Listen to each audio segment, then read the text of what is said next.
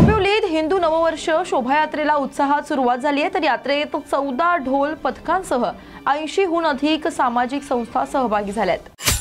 ठाण्यातील कौपिनेश्वर मंदिर तर्फे काढण्यात आलेल्या नववर्ष स्वागत यात्रेत उपमुख्यमंत्री एकनाथ शिंदे यांची मुख्य उपस्थिती होती। डोंबिवली श्री गणेश मंदिर संस्थातर्फे नववर्ष स्वागताची जय्यत तयारी, मंदिर विद्युत रोषणाईने उजळलं। सरकारने शेतकऱ्यांची कर्जमाफी नाकारल्याच्या निषेधार्थ सांगलीत स्वाभिमानी शेतकरी संघटनेच्या वतीने काळी गुढी उभारण्यात आली। कोल्हापुरात गुढीपाडवा निमित्ताने आई अंबाबाई मंदिरात दर्शनासाठी भाविकांची मोठी गर्दी। मराठी नववर्षाच्या स्वागतासाठी भिवंडीत ढोल ताशांच्या गजरात भव्य शोभायात्रा। डोंबिवलीत भव्य शोभायात्रा, महिलांची बाईक रॅली ठरली आकर्षणाचे केंद्र।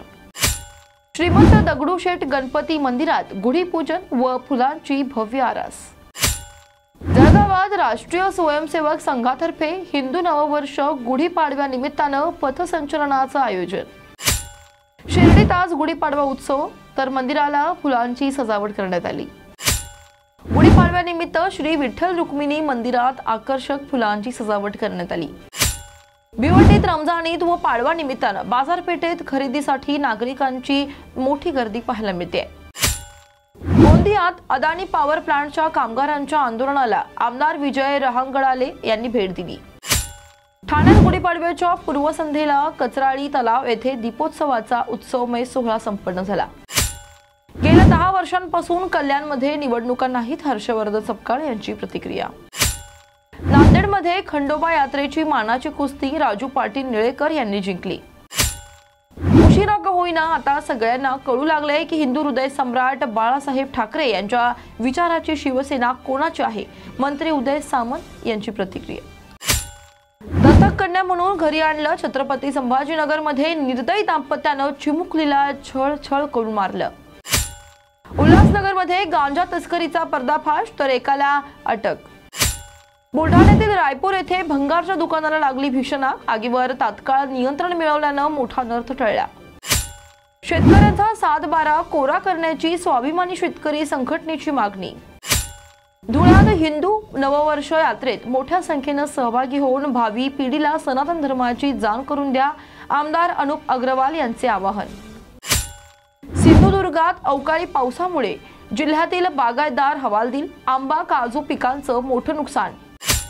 कल्याणातील मानपाडा पोलिसांचे शिवसेना ठाकरे गटाकडून अभिनंदन।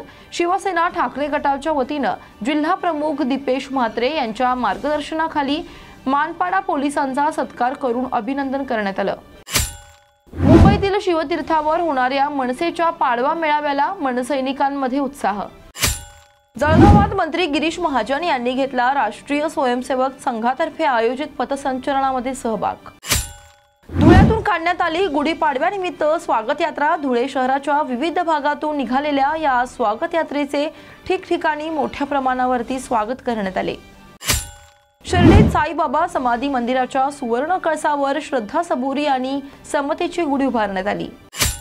जालना जिल्हाधिकारी कार्यालयाच्या मुख्य प्रवेशद्वारावर स्वाभिमानी शेतकरी संघटनेने उभारली शेतमालाची गुढी। नांदेडमध्ये माहूर गडावर चैत्र नवरात्र उत्सवाला सुरुवात। चैत्र नवरात्र उत्सवाच्या काळात माहूर गडावर विविध धार्मिक कार्यक्रम पार पडतात। छत्रपती संभाजीनगरमध्ये गुढीपाडवा मोठ्या उत्साहात साजरी झाला। अशाच बातम्यांसाठी पहा न्यूज मराठी 24/7। नवा भारत, नवा विचार।